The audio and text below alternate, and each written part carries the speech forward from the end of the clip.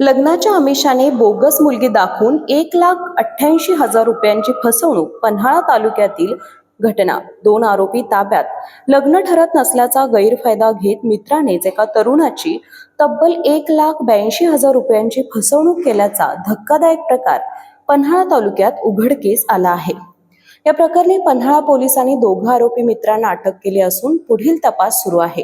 गोलिवडे तालुका पन्हाळा येथील भैरवनाथ मंदिराचा पुजारी प्रवीण सर्जेराव अतिग्रे वय 32 याचे लग्न होत नसल्याने त्याचे मित्र पृथ्वीराज शहाजी भोसले राहणार तेलवे आणि विकास अर्जुन चौगुले राहणार कोतोली यांनी लग्न लावून देण्याचं आमिष दाखवलं। त्यांनी एका मुलीचा फोटो दाखवून ही मुलगी लग्नासाठी तयार असल्याचं सांगितलं, मात्र हा फोटो पूर्णपणे बोगस असल्याचं नंतर उघड झालं।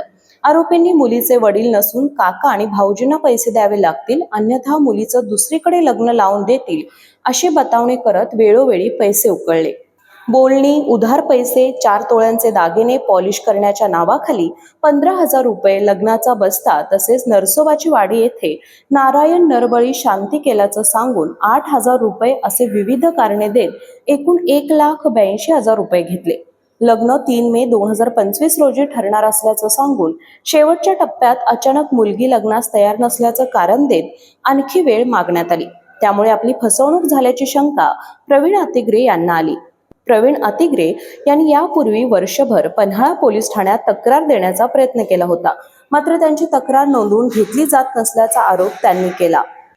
मी प्रवीण अतिग्रे, मी गोलिवडे गावचा रहिवासी असून गेले 1 वर्ष झालं 23 एप्रिल 2025 हे रोजी माझ्या लग्नासाठी विषय चालू होता आणि पृथ्वीराज शहाजी भोसले तेलवे या गावचा रहिवासी आहे आणि विकास अर्जुन चौगुले कोतोली माळवाडी या गावचा रहिवासी आहे।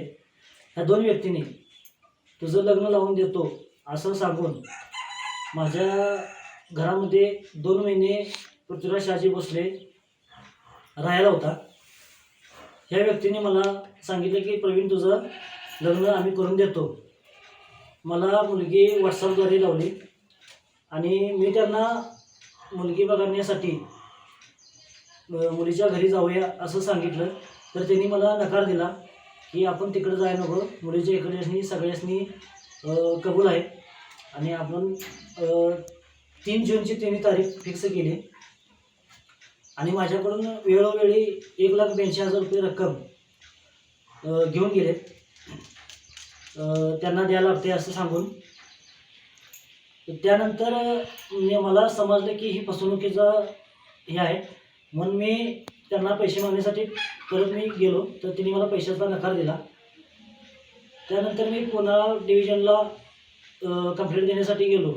गेले 1 वर्ष झालं मी डिव्हिजनला जाऊन सुद्धा माझे 1 वर्ष झालं त्यांनी माझा गुन्हा नोंद करून घेतला नाही किंवा माझी दखल घेतली नाही। तरीसुद्धा मी महिन्यातून 5-6 वेळा कायम जात होतो। तर आज 2026 मार्चमध्ये माझा गुन्हा नोंद करून घेतला आहे। मी SP ऑफिसला अर्ज दिल्यानंतर माझा त्यांनी गुन्हा नोंद करून घेतलेला आहे।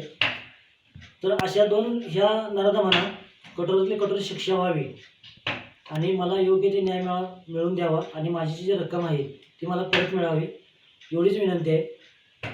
आणि अशा लोकांपासून लोकांनी सावध राहावं। माझ्या बाबतीत जे घडले ते इथून पुढं कुणाच्या बाबतीत घडू नये।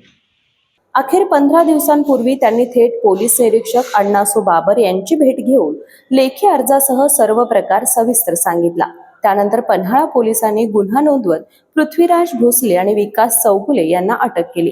2 आरोपींना शनिवारपर्यंत पोलीस कोठडी सुनावण्यात आली आहे। या प्रकरणाचा पुढील तपास पोलीस निरीक्षक अण्णासो बाबर करत आहेत।